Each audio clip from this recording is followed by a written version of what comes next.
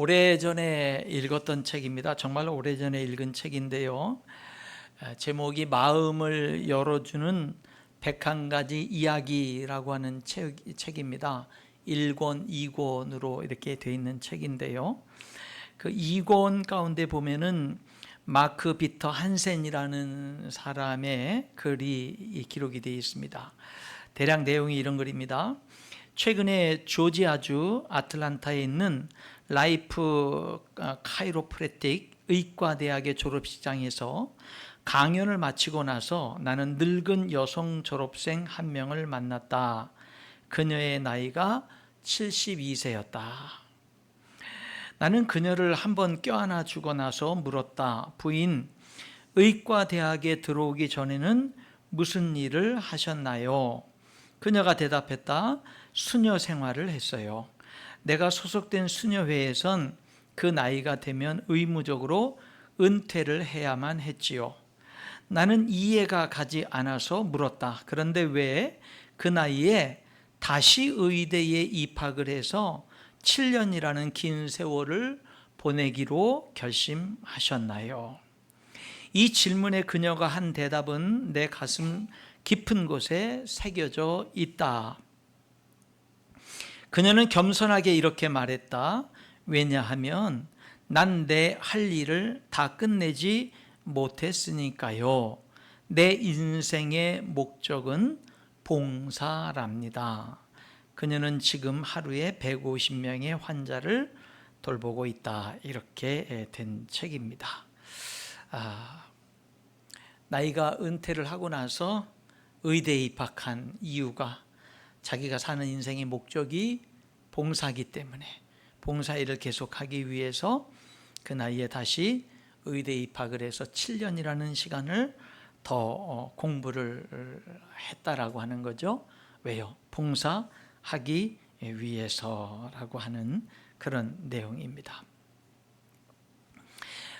이 세상에 이런 사람을 두려워한다고 하는 이야기가 있는데, 첫째는 소유에 집착하지 않는 사람을 두려워한다고 그래요. 두 번째는 죽음을 두려워하지 않는 사람, 가치 있는 일을 위해서 자기 생명도 기꺼이 희생할 수 있는 사람을 두려워한다고 합니다. 세 번째는 꿈꾸는 사람, 꿈이 있는 사람. 꿈을 꾸는 사람의 미래는 꿈을 꾸지 않는 사람의 미래와 완전히 크게 다르다라고 합니다. 여러분, 이 소유에 집착하지 않는 사람, 죽음을 두려워하지 않는 사람, 꿈을 가지고 사는 사람, 이거는요 사실 하나님을 믿는 우리가 누릴 수 있는 하나님이 우리에게 주신 축복이에요. 이것은 여러분이 누릴 수 있는 축복이고 여러분이 누리라고 하나님이 우리에게 주신 축복들입니다. 소유에 집착하지 않는 능력, 죽음을 두려워하지 않는 능력, 꿈을 가지고 사는 인생의 삶의 능력. 오늘 본문에 있는 말씀에 보게 되면은요, 이런 말이 있죠. 묵시가 없으면 백성이 방자히 행하거니와. 묵시가 없으면 백성이 방자히 행한다. 무슨 뜻인지를 먼저 우리가 한번 생각해 봐야 됩니다. 묵시가 없으면, 여기 그러면은 묵시가 없으면 사람이 방자히 행하는데, 그럼 묵시가 뭔지를 알아야죠. 여기서 말하는 묵시가 뭐길래 그게 없으면 백성은 방자히 행한다라고 이렇게 이야기를 하고 있는가라고 하는 거죠. 히브리 성경에 등장하는 이 단어 묵시라고 하는 이 단어의 뜻은요, 무슨 의미가 있느냐면 하나님으로부터 오는 계시, 하나님으로부터 오는 말씀, 하나님으로부터 오는 비전, 그것을 이야기합니다. 그러니까 사람이 하나님으로부터 내게 오는 계시나 말씀이 없으면 사람은 방자히 행한다라는 거예요. 하나님으로부터 내게 오는 계시가 있고 말씀이 있으면 그 계시는, 그 말씀은 내 삶의, 내 인생의 꿈이 돼요. 비전이 돼요. 그런데 하나님을 믿어도 말씀을 중요하게 여기질 않고 하나님을 믿어도 하나님이 나에게 뭐라고 말씀하시는지 그거에 별로 중요성을 안 두고 살아가요. 그러다 보니까 하나님의 말씀을 통해서 내 인생에 도전적으로 주어지는 비전이 없어요. 내가 교회는 다니는데 신앙생활은 하는데 하나님이 주신 꿈은 없어. 내가 신앙생활 하는데 하나님의 꿈은 없어. 내 인생이 잘 먹고 잘 살기 위한 어떤 꿈과 비전은 있을지 몰라도 하나님으로부터 오는 하나님의 꿈이 없어. 그러면은 방자에 행한다라는 거예요. 이 묵시라고 하는 것은 단순히 미래를 보여주는 환상이라기보다는 하나님의 백성에게 주시는 방향성, 진리의 기준, 이것을 의미하는 거예요. 그렇기 때문에 묵시가 없다라는 말은 하나님의 말씀과 하나님의 뜻이 하나님의 백성 가운데 무시되어지는 거예요. 하나님의 백성이 하나님의 말씀이나 뜻을 확실하게 부여잡질 않는 거예요. 그게 묵시가 없는 거예요. 하나님이 나를 인도하시는 하나님의 인도하심을 내가 거부하는 거예요. 내가 끊어버리는 거예요. 그러니까 나는 하나님을 믿는다고 하고 주일날 교회 가서 예배 드린다고 하지만 실제 내 인생은 하나님의 말씀이 내 삶에 영향력이 별로 없어. 하나님이 내 삶에 그렇게 중요한 분도 아니야. 바로 그게 묵시가 없다라고 하는 뜻이다라고 하는 것입니다. 그래서 이 묵시가 없다라고 하는 것은 하나님의 계시가 없고 말씀이 없잖아요. 그렇기 때문에 하나님의 계시가 없고 말씀이 없다 보니까 하나님의 꿈도 없는 거예요. 그래서 킹 제임스 버전은 이 묵시가 없으면이라는 말을 비전이 없으면 이렇게 번역을 했어요. 비전이 없으면. 그러니까 내가 하나님을 믿고 교회는 다녀도 내 인생에 하나님의 비전은 없어. 그럼 사람은 방자히 행한다. 내가 교회 다니고 하나님을 믿는다고 해도 하나님의 말씀이 내 삶의 기준도 아니고 하나님의 말씀이 내 삶에 그렇게 중요한 것도 아니고 하나님의 말씀이 내 삶에 그렇게 큰 영향, 어떤 중요한 결단을 할 때 하나님의 말씀이 뭐냐가 굉장히 중요한 뭐 그런 것도 아니고 그러다 보니 하나님의 꿈도 나에게는 실제적으로 없고 중요한 것도 아니고 하는 그런 삶이 묵시가 없는 삶이에요. 그러면은 방자에 행하는 삶으로 인생을 살아갈 수 있다라고 하는 겁니다. 여러분의 인생은 어떠십니까? 이 말씀 앞에 한번 돌아보세요. 여러분, 하나님의 말씀이 여러분의 삶에 중요합니까? 기준이 됩니까? 어떤 결정을 내릴 때, 어떤 문제가 있을 때 하나님의 말씀이 여러분의 삶에 정말 큰 영향력을 미칩니까? 그래서 그 하나님의 말씀이 자라고 자라서 여러분의 인생의 꿈이 되고 방향이 되고 비전이 됩니까? 그것이 묵시가 있는 삶이 되는 것입니다. 여러분, 다윗 왕을 잘 아시죠? 사울 왕에게 10년이 넘는 세월을 쫓겨다녔고 도망다녔고 사울 왕이 죽이려고 온 군사를 풀고 추격을 하고 백성들에게 어디 있는지 다윗을 보면은 신고하라고 해가지고 다윗이 10년이라는 세월을 뭐 그냥 온전히 살기 위해서 살았어요. 오직 목표가 뭐 꿈이 있거나 뭐 비전이 있거나 뭐 이런 게 아니라 오직 그냥 10년이라는 세월을 그냥 살기 위해서 몸부림치는 인생을 살았어요. 그렇게 살다가 내 인생을 불행하게 몰아넣은 사람이 이 사울이라는 왕이거든요. 그런데 그렇게 도망다니는 삶 속에서 사울 왕이 군사를 이끌고 추격하는 과정 가운데 2번 다윗에게 절호의 기회가 오지요. 사울 왕을 죽일 수 있는. 그리고 다윗을 쫓는 부하들도 하나님이 주신 기회라고 죽여버리자고, 그러면은 당신은 더 이상 도망다닐 필요도 없고 고생할 필요도 없고 오히려 이스라엘에 하나님이 사울왕 다음으로 하나님이 당신을 왕으로 기름 부어 세웠으니까 왕이 될 거 아니냐고. 죽이자고. 하나님이 주신 기회라고. 근데 그때 다윗이 죽이지 않을 뿐만 아니라 죽이지 못하게 하죠. 그 이유는 뭐냐면 사울왕이 하나님이 기름 부으신 사람이라는 것 때문에. 그러니까 그는요, 인생의 어려운 그런 가운데에도 하나님의 말씀을 붙드는 거예요.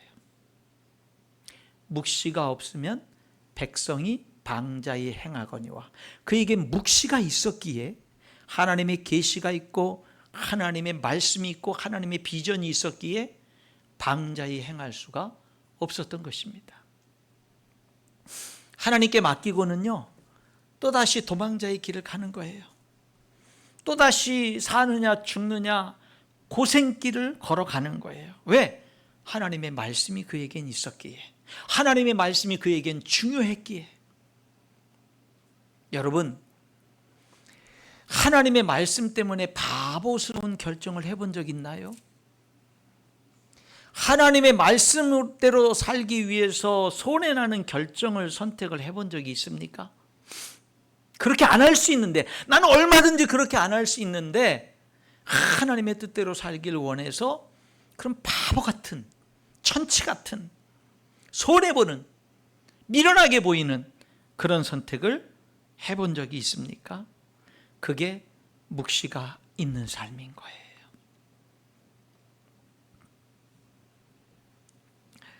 묵시가 없으면 백성이 방자히 행한다고 말씀하고 있죠. 이 말씀은 진리입니다.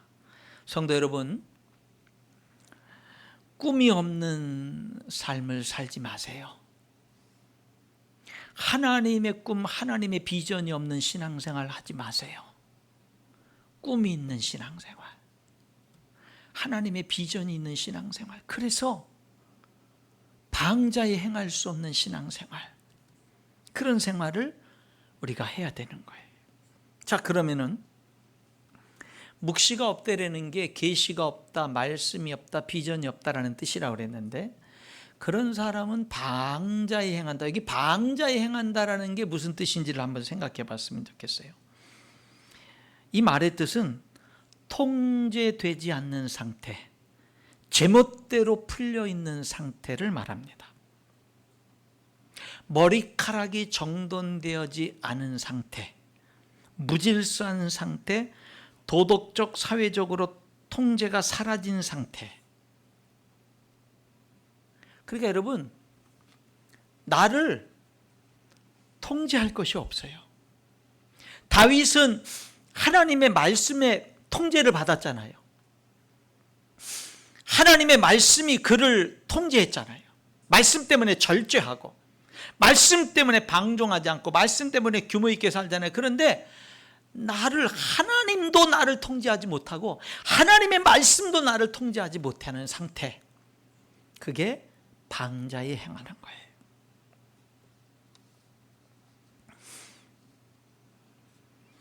도덕적인 기준이 무너진 상태, 하나님의 말씀이 무시되고 하나님의 말씀이 없이 각자가 자기 생각대로 행동하는 무질서한 상태.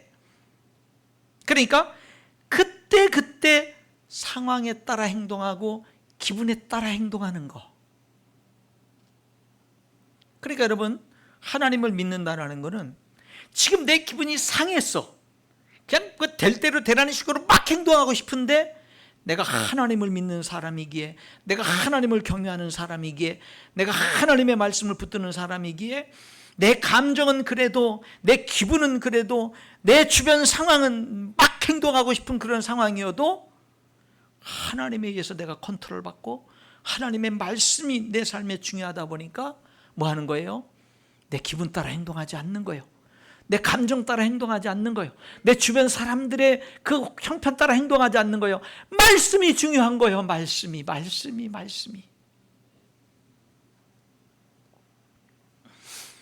여러분, 우리가 살면서 하나님의 말씀대로 살다가, 신앙인으로 살다가, 크리스찬으로 살다가 하나님의 말씀대로 살기 힘들어지는 상황을 만나는데, 그때가 언제냐면 어려운 일 닥쳤을 때,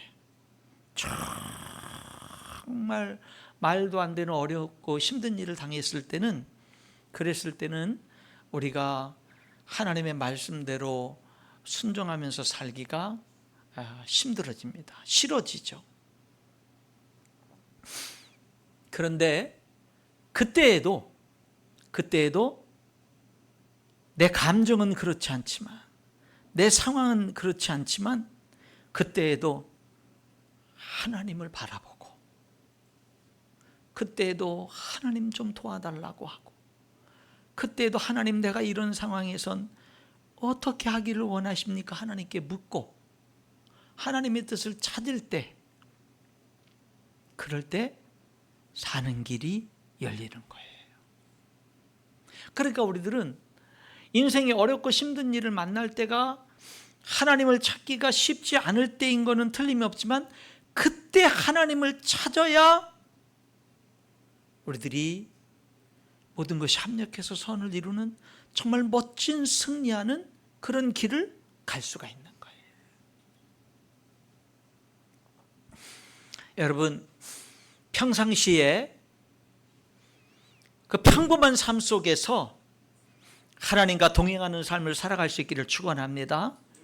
특별히 어려운 일을 당할 때, 어렵고 힘든 일을 만날 때, 도저히 나는 이제 정말 너무나 어렵고 힘들어서 하나님의 뜻대로 더 이상 살기 싫어, 이런 마음이 들 때, 그때 하나님 앞에 무릎을 꿇는 거예요. 그때 사는 길이 생기는 겁니다. 그때 사는 길이 생기는 거예요. 여기 방자히 행한다라는 거는요, 통제되지 않는 상태입니다. 나를 더 이상 누구도 통제할 수 없어. 제멋대로 풀려있는 상태를 말합니다.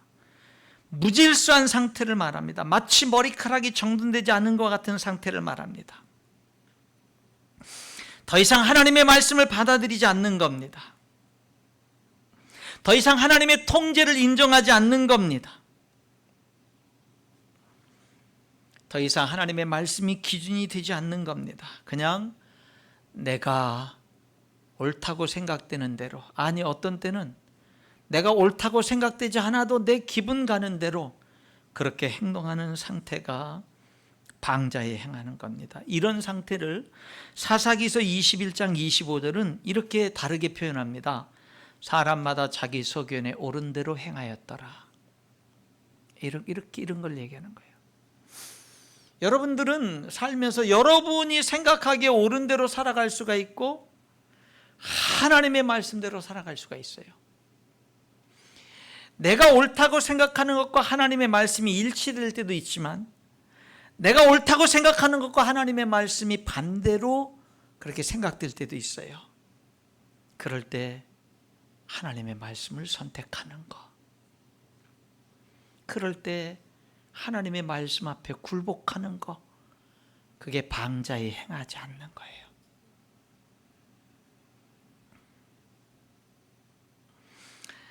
여러분, 자기 소견에 옳은 대로 행하였더라, 사사기죠. 사사기서 전체가 다 자기 소견에 옳은 대로 행한 모습을 보여주고 그 결과를 보여줘요. 그 모습은 어떤 모습이었을까요? 그 결과는 어떤 것이었을까요?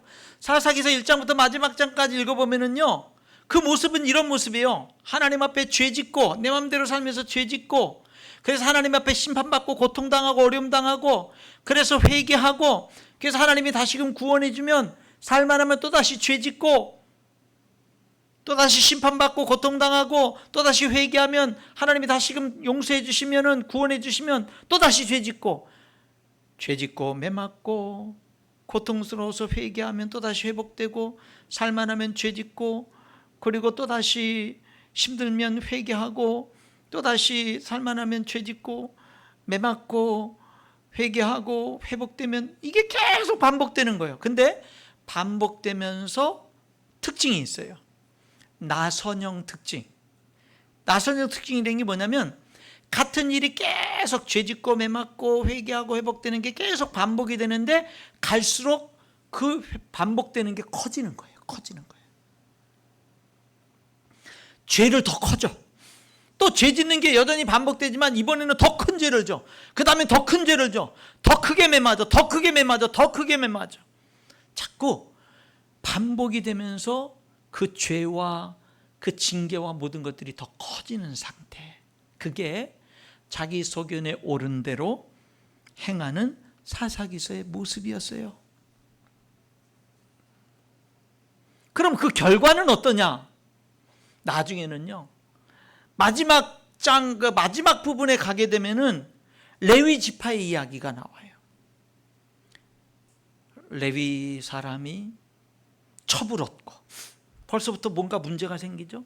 첩이 행음하고 도망가서 친정집 가고, 그 첩을 데리러 친정집에 가서 데리고 오는데 베냐민 불량배들에게 또 윤간을 당하고, 그래서 죽임을 당하고, 그랬더니 그 첩을 레위 사람이 12토막을 내가지고 12지파에게 보내고, 이 말도 안 되는 지경까지 가요. 그 죄짓고 매맞고 회개하고 회복되고 또다시 죄짓고 이런 일이 반복되면서 나선형으로 계속 커가면서 나중에는 뭐냐면요, 돌이킬 수 없는 지경까지 가는 거예요. 뭐가? 자기 소견에 옳은 대로 행하는 모습이. 여러분, 지금 저와 여러분이 사는 이 세상이 사람들이 자꾸 자기 소견에 옳은 대로 살아가는 길을 자꾸 그 어느 때보다 더 선택합니다. 그러니까요, 기술은 발달되고 뭐 사람들이 더 고상해지는 게 아니라 더 악랄해져 갔죠. 묵시가 없으면 백성이 방자히 행한다. 여러분이 하나님의 말씀을 붙들지 않으면 방자히 행하는 삶으로 흘러갈 수가 있어요. 하나님을 믿노라면서도 하나님의 꿈이 없는 인생을 살면 방자히 행하는 그런 삶으로 여러분의 인생이 흘러 떠내려갈 수가 있다라고 하는 거예요. 하나님의 말씀을 붙들어야 됩니다. 하나님의 꿈과 비전을 가지고 살아야 됩니다. 하나님을 믿는 백성이라고 하면서 하나님의 말씀과 상관이 없어요. 하나님의 말씀이 기준도 아니에요. 하나님의 비전도 없어요. 내 마음대로 내 생각대로 내 옳은 대로만 살아요. 하나님께 영향을 받질 않아요. 하나님의 말씀과 상관없는 삶을 살아요. 하나님의 말씀을 몰라도 전혀 상관이 없어요. 하나님의 말씀이 내 삶의 기준도 아니에요. 중요한 것도 아니에요. 그러니 영적으로 방향을 잃어버리고 방황을 합니다. 도덕적으로 영적으로 기준을 잃어버리고 방황을 합니다. 방종하는 삶으로 흘러 떠내려가는 삶을 살게 되는 거예요. 여러분, 개인이든 공동체든 하나님의 말씀이 붙들어야 되고 중심이 돼야 됩니다. 교회, 가정, 개인, 말씀이 중심이 돼야, 그래야 규모 있는 삶, 절제된 삶, 복된 삶을 살아갈 수가 있는 겁니다.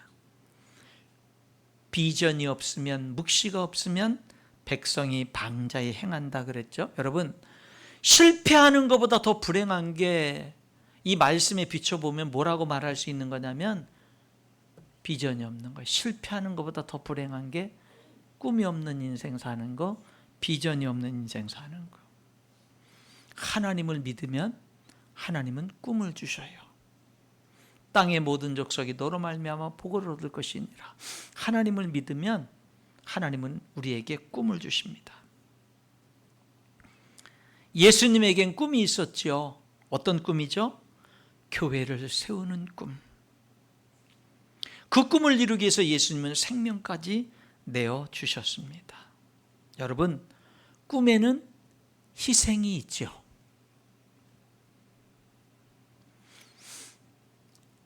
꿈을 이루기 위해서는 값을 지불해야죠. 며칠 전에 우리 집사님 한 분이 수예배 끝난 다음에 잠깐 이렇게 뵙자고, 그래서 이렇게 잠깐 뵀는데 이렇게 봉투를 하나 내미셔요. 건축원금이더라고요. 보니까는 1,000만 원이 이렇게 들어있어요. 뭐냐 그랬더니 4년 동안 적금한 거래요. 4년 동안 적금한 거. 그런데 이제 아마 작년 말인가 그때 이제 설교 중에 우리 교회가 예배당 확장 이전을 위해서 하나님의 비전을 놓고 기도하는데 미리 그것을 위해서 우리들이 미리 헌금도 할 줄 알고 미리 또 준비도 할 줄 아는, 그래야 그런 것이 자원이 되고 그런 것들이 준비가 돼서 그런 일들을 기도만 하는 것이 아니라 실제 우리들이 또 헌신도 해야 되지 않느냐라는 그런 말에 감동을 받았나 봐요. 그래서 딱 찾았는데, 얼마 전에 찾았는데 그걸 건축헌금으로 드리고 싶은 마음이 든 거예요. 근데 막상 드리려고 하니까 4년 동안을 적금을 든 건데 아까운 거예요. 그래서 반만 드릴까, 아까워서 반만, 저한테 하는 얘기예요. 근데 반도 아까운 거야. 반에 반만 드릴까 뭐 어쩌다. 근데 또 그것도 아닌 것 같고 다 드릴까 고민하다가 결국엔 다 가지고 오신 거예요. 다 가지고 오신 거예요. 그 같이 기도를 하면서 그런 생각을 한 거죠. 이 집사님은 교회의 꿈과 비전 이런 것들을 진심으로 이렇게 마음에 담고 이렇게 기도를 하시고 같이 이렇게 하시는구나 라는 그런 생각들도 했고, 어느 교회든지 여러분 멋있는 예배당이 세워지거나 많은 성도들이 모이거나 교회들이 좋은 교회로서 이렇게 세워져 가는 데는 희생 없는 교회는 없어요. 그렇죠? 헌신 없이 그렇게 세워지는 교회는 없지요. 여러분, 교회는 희생 속에, 헌신 속에 세워지고 순종 속에 세워져 가는 겁니다. 예수님은 교회를 세우기 위해서 생명까지 내어주셨잖아요. 오늘날 교회도, 우리 교회도 이 집사님이 하나의 예를 든 거지만 정말 많은 성도들이 정말 우리 교회를 좋은 교회로 이렇게 세워가기 위해서 정말 많은 성도들이 정말 기쁨으로 헌신을 합니다. 여러분, 우리 교회 좋은 교회인 거 믿으시죠? 최근에도 여러 사람들이 등록을 했는데 그 중에 한 분 등록하신 분은요, 여기 교회들을 주변에 다 다녀본 거예요. 다 다녀본 거예요. 그리고 인천열린교회다. 다 다녀보고 인천열린교회다. 그렇게 등록하게 하신 그런 분도 계십니다. 여러분, 우리 예수님은 교회를 세우는 꿈이 있었고 그 꿈을 위해서 생명도 내어주셨어요. 성도 여러분, 여러분에게는 하나님의 꿈이 있어야 돼요. 특별히 교회를 세우는 꿈이 있어야 돼요. 교회를 세우는 꿈이 있어야 돼요. 그거는 여러분 모두가 반드시 가져야 돼요. 여러분, 고린도전서 10장 31절로 33절에 보면 그런즉 너희가 먹든지 마시든지 무엇을 하든지 다 하나님의 영광을 위하여 하라. 먹어도 마셔도 무엇을 하든지 하나님께 영광이 되게끔 먹어라. 하나님께 영광이 되게끔 마셔라. 다른 뭐를 하든지 다 하나님의 영광을 위해서 해라.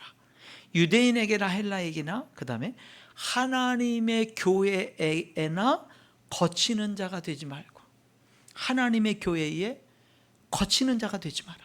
하나님의 교회에 걸림돌이 되지 마라. 하나님의 교회에 어떤 성도가 너 때문에 넘어지게끔 하지 마라. 여러분 때문에, 여러분 한 사람 때문에 어떤 교회의 새신자가, 우리 인천열린교회 어떤 새신자 한 사람이, 우리 인천열린교회 어떤 믿음이 연약한 새신자 한 사람이 여러분의 어떤 행동 때문에 걸려 넘어지게 하지 마라. 하나님의 교회나 거치는 자가 되지 마라. 거치는 자가 되지 말고 나와 같이 모든 일에 모든 사람을 기쁘게 하여 자신의 유익을 구하지 아니하고 많은 사람의 유익을 구하여 그들로 구원을 받게 하라. 나의 유익을 구하지 말고 그들의 유익을 구하여 그들로 구원을 받게 하라. 여러분, 이것이 교회를 세우는 거예요. 우리 교회는 소그룹이 있지요.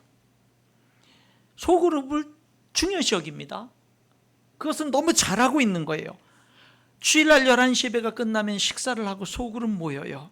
너무 중요합니다. 여러분, 소그룹 모이는 것만이 중요한 게 아니라 소그룹에 모여서 잘 모여야 돼요. 잘 나누셔야 돼요. 거기에 왜 말씀에 내가 받은 은혜를 나누고 서로의 기도 제목을 나누고 함께 기도를 하라고 왜 그렇게 요구를 하느냐면, 그래야 그 모임이 유익이 되기 때문에, 그래야 그 모임을 통해서 믿음이 크고 작은 많은 사람들이 서로 세워져 가기 때문에 그런 건데, 소그룹에서 정치 얘기, 다른 얘기하고 무슨 세상적인 얘기하고 드라마 얘기하고 이렇게 하고 무슨 다단계 얘기하고 이렇게 해보세요. 소그룹이 유익이 되나? 걸려 넘어지는 사람들이 숱하게 많아지죠. 소그룹도 잘 모여야 돼요. 기준이 있어야 돼요. 소그룹에도 하나님이 함께 해야 돼요. 믿음이 약한 사람, 새신자에게 유익이 돼야 돼요. 왜? 우리에겐 꿈이 있으니까, 비전이 있으니까, 하나님의 비전이 있으니까, 우리에겐 말씀의 기준이 있으니까 그런 것이지요. 여러분, 저는 우리 인천열린교회가 개척되면서부터 지금까지 변함없이 강조해 오는 것이 있습니다. 그것은 뭐예요? 우리는 믿는 사람들의 모임이다.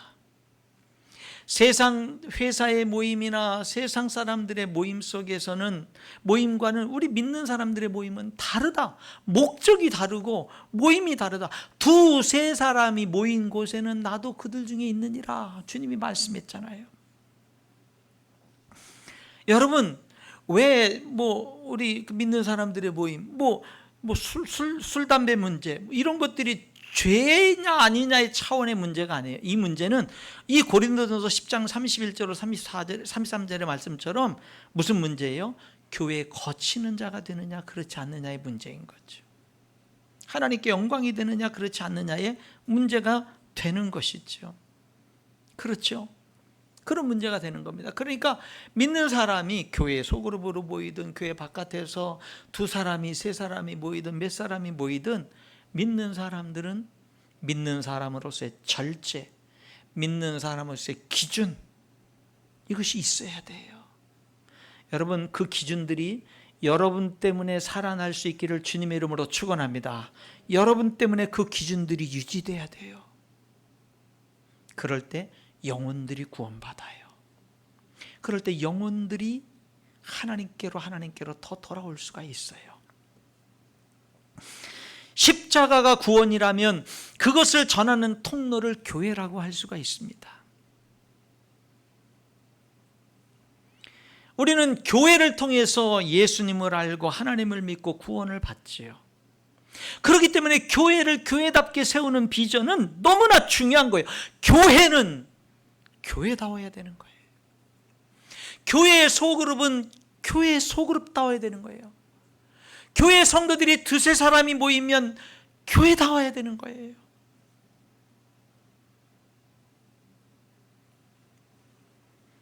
우리 인천 열린 교회는 하나님의 꿈이 있어요. 교회를 세우는 꿈, 다음 세대를 세우는 꿈, 가정을 세우는 꿈, 한 사람을 세우는 꿈, 지역사회 함께하는 꿈. 우리 교회는 꿈이 있어요. 그래서 우리 교회는 지교회들을 개척을 했죠. 주안의 교회, 하늘소망교회, 제주도 열매 맺는 교회, 넘치는 교회, 네 교회를 개척을 했어요. 저는 하나님 앞에 전도사 시절에 젊었을 때 30대 나이에 교회 옥상에 올라가서 그런 기도를 한 적이 있어요. 하나님, 할 수만 있으면 제 생애 가운데 30교회 개척할 수 있게 해주세요 했는데, 하나님이 네 교회 개척 할 수 있는 은혜를 주셨어요. 우리는 비록 네 교회를 개척을 했지만은 우리 교회가 매달 물질을 보내고 돕고 지원하는 해외 국내 선교지는 70곳이 넘습니다. 그 돈도 작지 않은 돈들이 매달 나갑니다. 왜 그래요? 우리 교회는 교회를 세우는 교회의 꿈이 있기 때문에 그래요. 우리 교회만 세우는 게 아니에요. 교회를, 예수님의 교회를 세우는 비전이 우리에게 있기 때문에 그런 거예요. 다음 세대를 세우는 비전. 여러분, 요즘에는 하나님 믿는 게 너무 어려워요. 나이가 많은 어른들 세대가 살아놓은 시대보다도 그 시대 때는 경제적으로 좀 많이 어려웠지만 지금은 경제적으로 어렵지 않은데 하나님 믿는 게 너무 어려워진 시대에 우리 자녀들의 세대가 살고 있거든요. 그러니까 그들이 하나님을 잘 믿을 수 있는 좋은 환경의 유산들을 우리들이 또 물려주기 위해서 나만 잘 믿는 게 아니라 우리 자녀들의 세대가 잘 믿을 수 있도록 하기 위한 그 유산들을 물려주는 것, 이런 비전이 우리에게 살아있는 거죠. 가정을 세우는 것, 이거 포기할 수 없는 거죠. 이 모든 것들이 한 사람을 소중히 여기는 기초 위에 이 모든 것들이 진행되어지는 것, 지역사회와 함께하는 것. 지역사회 함께하는 것도 우리 성도들이 여러 모양으로 정말 진심으로 많이 함께하고 있습니다. 이런 것들이 다 구호만이 아니에요. 이게 지금 다 우리 교회가 실제 하고 있는 거예요. 중요한 게 뭡니까? 여러분이 함께하고 있느냐라는 거예요. 여러분에게는 하나님의 꿈이 있습니까? 여러분에게는 하나님의 비전이 있습니까? 없으면 방자에 행한다 그랬어요. 여러분, 우리 인천열린교회 꿈과 비전에 함께하는 성도들, 그렇게 살아가는 성도들이 될 수 있기를 주님의 이름으로 축원합니다. 개인적으로는 하나님의 말씀이 중심이 되고 기준이 되고 더 나아가서는 그 말씀이 내게 꿈이 되고 비전이 되는 거예요. 교회 공동체적으로, 가정 공동체적으로는 마찬가지로 하나님의 말씀을 기준으로 따르는 삶. 여러분, 교회가 기준이 없는 리더십이 있다면 얼마나 불행합니까? 방종을 불러오죠. 비전이 없는 사람들과 어울리면 내 인생도 무너지죠. 비전 없는 친구 때문에 꿈을 놓친 사람들도 많습니다. 성경은 주를 깨끗한 마음으로 부르는 자들과 함께 의와 믿음과 사랑과 화평을 따르라라고 말씀하고 있습니다. 하나님을 향해서 꿈을 가지고 비전을 가지고 노력하는 사람과 같이 하면 나도 하나님의 꿈과 비전을 품고 꾸게 되는 것입니다.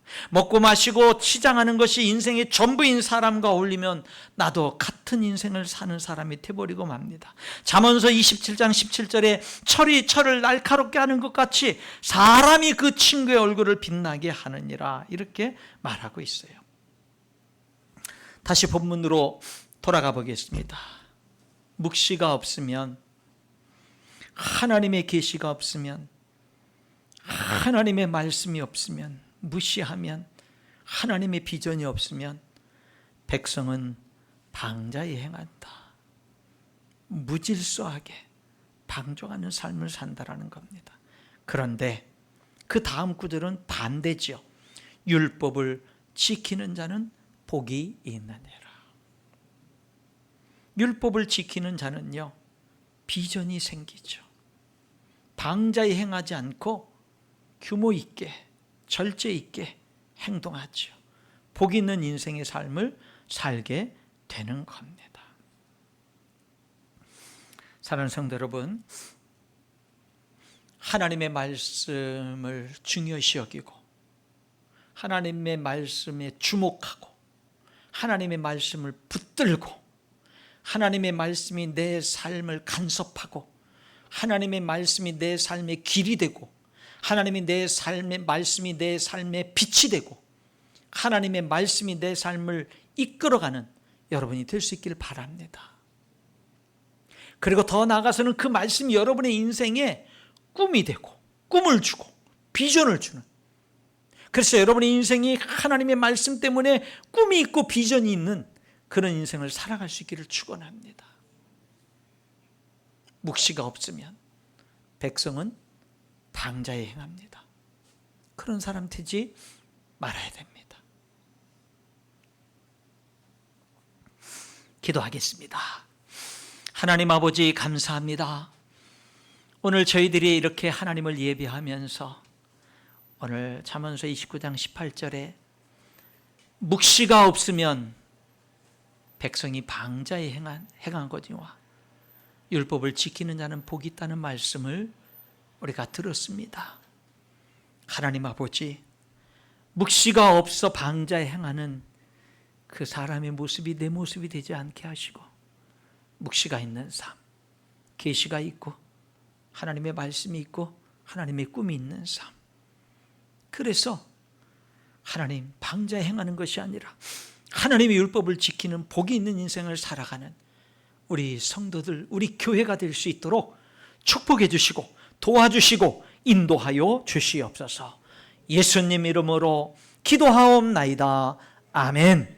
우리 함께 일어나셔서 찬양하시겠습니다. 490장 우리 함께 찬양하시겠습니다.